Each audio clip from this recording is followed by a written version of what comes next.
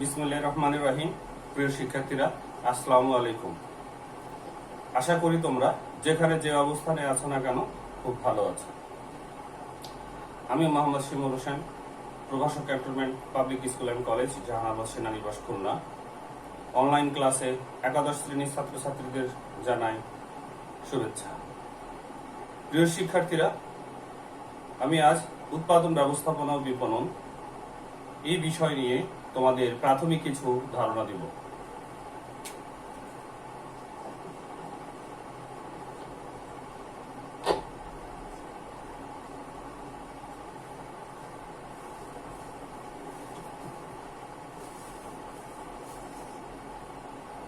উৎপাদন ব্যবস্থাপনা ও বিপণন এটি দুটি পেপার রয়েছে, তোমাদের 200 মার্কের পড়তে হবে। 100 মার্ক প্রথম পত্র,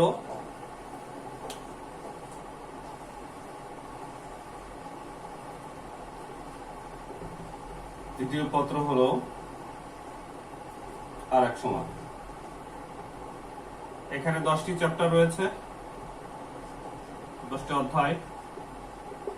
এখানে 10টি অধ্যায় রয়েছে।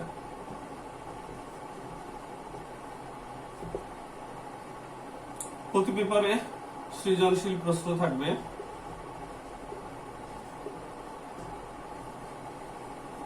সাতটি, তবে করতে হবে মোট 11টি থাকবে, করতে হবে 7টি। ঠিক এখানেও তাই।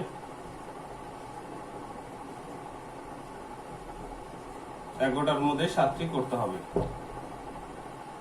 আর এমসিকিউ 30টা।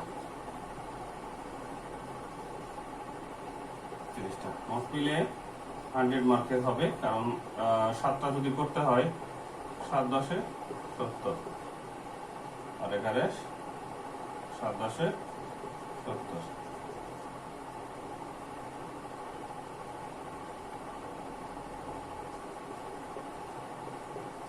মোট 100। এই হচ্ছে অবস্থা। তো আমাদের এখানে যে বিষয়টা লক্ষণীয় সেটি হচ্ছে প্রথম পত্রে প্রায় 3টা থেকে 3টা অথবা 2টা অঙ্ক থাকবে। তার মধ্যে প্রথম চ্যাপ্টার ও চতুর্থ অধ্যায় অঙ্ক আছে, এবং এটা খুবই সহজ অঙ্ক। একটু বুঝতে পারলে এই অঙ্কর উত্তর করা সম্ভব। প্রিয় শিক্ষার্থীরা, এটা আমরা একটা পরিসংখ্যান তথ্য তোমাদেরকে জানালাম যে প্রথম পত্রে 10টি চ্যাপ্টার রয়েছে, দ্বিতীয় পত্র সেম 10টি চ্যাপ্টার রয়েছে, এবং 10টা চ্যাপ্টারের মধ্যে প্রথম পত্রে 3টা অঙ্ক আছে। সেই 3টা অঙ্কের মধ্যে কমপক্ষে 2টা অঙ্ক কিন্তু পরীক্ষায় সবসময় পরামর্শে এসেই থাকে। তাহলে এখান থেকে যদি আমরা 2টা পেয়ে যাই তাহলে খুব সহজেই আমরা এখান থেকে 2টা সৃজনশীল বা 3টা সৃজনশীল যদি অঙ্ক পেয়ে যায়, তাহলে এখান থেকে 3-30 অথবা 20 পেয়ে যেতে পারি। আর যে অঙ্কগুলো থাকবে, মানে যে আর এমসিকিউ যেগুলো থাকবে খুবই ইজি থাকে।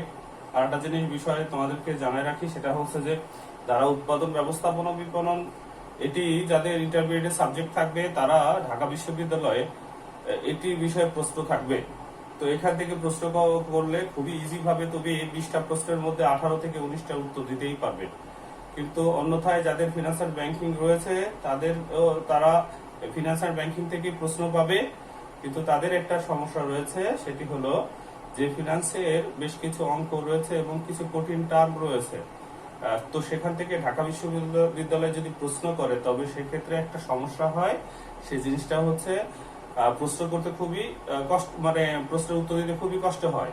যেমন বিগত দিনে অনেক ছাত্রছাত্রী যারা উত্তর করেছে তাদের কাছ থেকে আবার শোনা, তো তারা বলছে যে স্যার 12 থেকে 13টির উত্তর করা সর্বোচ্চ যেতে পারে, তাছাড়া করা যায় না। কিন্তু উৎপাদন ব্যবস্থাপনা বিপণন অংশটুকু যদি আমরা করি, তো এখান থেকে অনায়াসে 18, 17, ইভেন 15-20টা মানে 20টা পর্যন্ত অ্যান্সার করা যেতে পারে। তবে সেক্ষেত্রে আমরা এইখানে এই উৎপাদন ব্যবস্থাপনা বিপণন থেকে প্রশ্ন আসলে যাদের উৎপাদন ব্যবস্থাপনা বিপণন অংশটুকু ইন্টারমিডিয়েটে থাকবে, দেন তারাই শুধুমাত্র উৎপাদন ব্যবস্থাপনা বিপণন অংশটিকে টাচ করতে পারবে।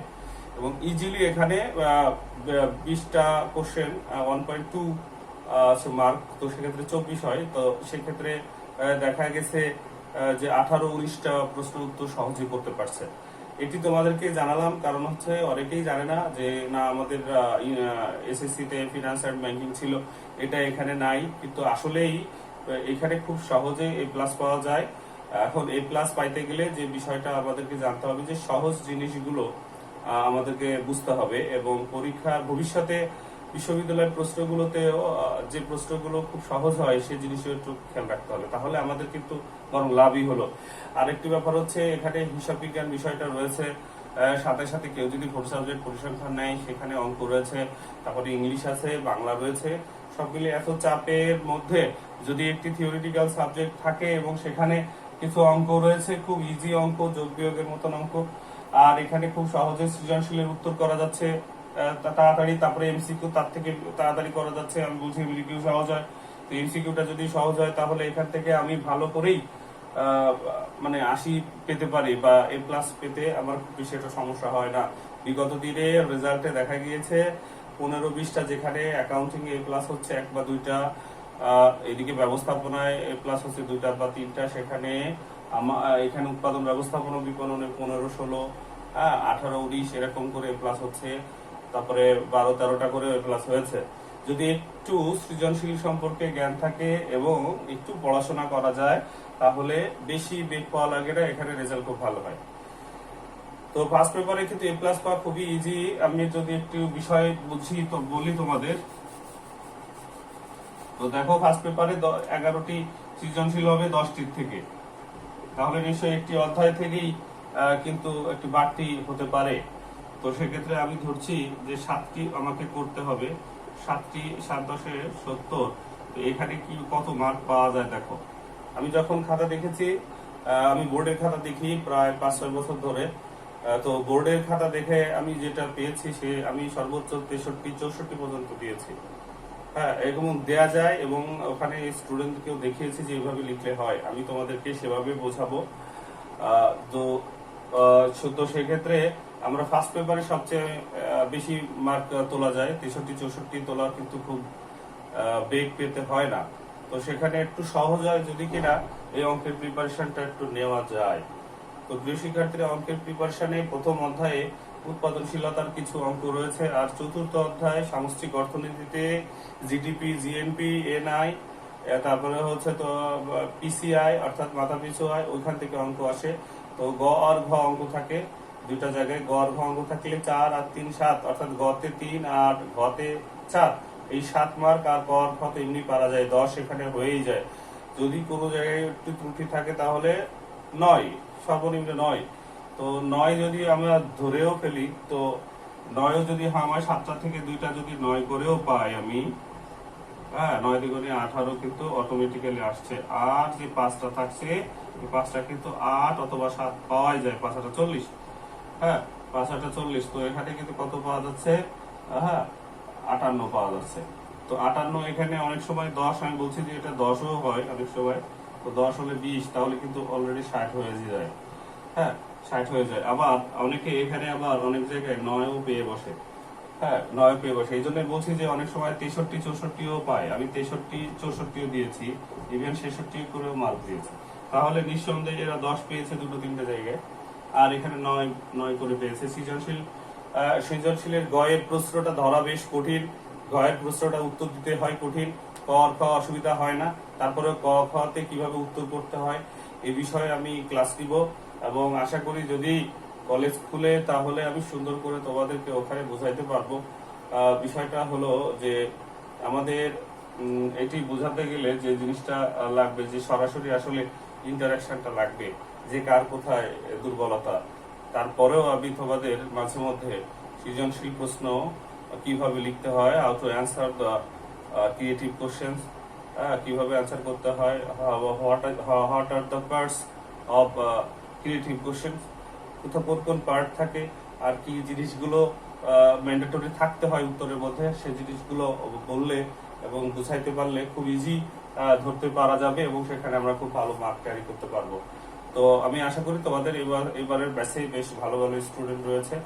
তো সেক্ষেত্রে যে জিনিসটা দরকার একটু যদি খেয়াল করা যায়, এবং মোটামুটি অনলাইন ক্লাসে যেভাবে আমরা এগোবো সেভাবে হয়তো বা সবাই দেখবে না, কিন্তু আমি আশা রাখি যে সবাই দেখার চেষ্টা করো। তারপরে কলেজের অবস্থা ভালো হলে, মানে কলেজের অবস্থা ভালো মানে কি, প্যান্ডেমিক সিচুয়েশনটা যদি ভালো হয়, করোনাকালীন সময়টা যদি একটু হয়, তাহলে কলেজ খুলে দিলে সেখানে আমরা সরাসরি টু ওয়ে কমিউনিকেশন, সরাসরি ক্লাস নিতে পারবো ফেস টু ফেস, তখন আরো ভালো করে বোঝাইতে পারবো। কিন্তু তারপরও বসে থাকলে চলবে না, আমাদের কিন্তু এই জিনিসগুলো এগিয়ে নিয়ে যেতে হবে। তো আমার অনুরোধ থাকবে তোমরা ক্লাসগুলো ধরবা। আর মনে হবে যে এরা সৃজনশীল বা থিওরিটিক্যাল সাবজেক্ট, কিছু অঙ্ক রয়েছে এখানে, কিন্তু কিছু ক্রিটিক্যাল বিষয় রয়েছে যে জিনিসগুলো আলোচনা করলেই তোমার মানে যেগুলো সুন্দর করে লিখতে পারলে ফুল মার্ক পাওয়া যায়। হ্যাঁ, প্রোডাকশন ম্যানেজমেন্ট প্রথম অংশ থাকে উৎপাদন ব্যবস্থাপনা, পরের সেকেন্ড পার্ট থাকে আছে বিপণন। তো এখানে প্রোডাকশন ম্যানেজমেন্ট এখানে 85-86 পর্যন্ত পাওয়া সম্ভব, যেখানে অন্য কোনো সাবজেক্টে কিন্তু অনেক বেশি পরিশ্রম করে এটা সম্ভব নয়। তো সেক্ষেত্রে তোমরা এখানে পরিশ্রমটা করবে আমি আশা রাখি।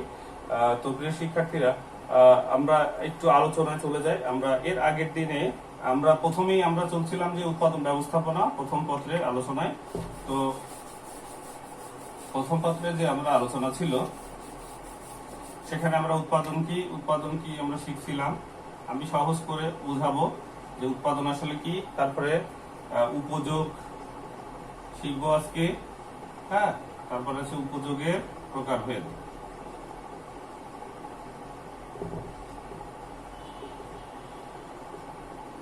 এটা আমরা জানবো, সহজেই দেখবা যে উদাহরণের মাধ্যমে তোমরা বুঝতে পারবে। উৎপাদন কি, উৎপাদন মানে আমরা বুঝি যে সৃষ্টি করা বা কোনো কিছু তৈরি করা। মানুষ কিন্তু আসলে কোনো কিছু সৃষ্টি করতে পারে না, তাহলে কি করতে পারে, প্রকৃতি প্রদত্ত যে সম্পদ রয়েছে তাকে আমরা একটু রূপ পরিবর্তন করে, কিছুটা স্থান পরিবর্তন করে হোক, যে করে হোক, একটা প্রক্রিয়ার মাধ্যমে যে মানুষের ব্যবহার উপযোগী করে গড়ে তুলতে পারলেই তাকে আমরা উৎপাদন বলছি।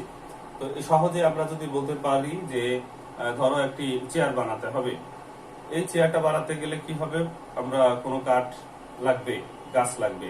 তো গাছটা আমরা কোথায় পাচ্ছি, আমরা পাচ্ছি হলো প্রকৃতির থেকে। হ্যাঁ, প্রকৃতির পরিবেশ থেকে আমরা এই গাছটি পাচ্ছি। আমরা কিন্তু গাছ তৈরি করতে পারছি না, আমরা বীজ লাগাচ্ছি, কিন্তু সম্পূর্ণ পরিবেশের মাধ্যমে এটা হচ্ছে। তো খুব সহজে বোঝা যাচ্ছে যে আমরা প্রকৃতি থেকে যে গাছটা পাচ্ছি আমরা, এবং সেই গাছটি এনে একটি প্রক্রিয়াকরণ করে দেন চেয়ারের দিকে রূপান্তর করছি। তো এই রূপান্তর করার ক্ষেত্রে উৎপাদনের 4টি উপাদান, উৎপাদনের কয়টি উপাদান, 4টি উপাদান, ভূমি, শ্রম, মূলধন ও সংগঠন।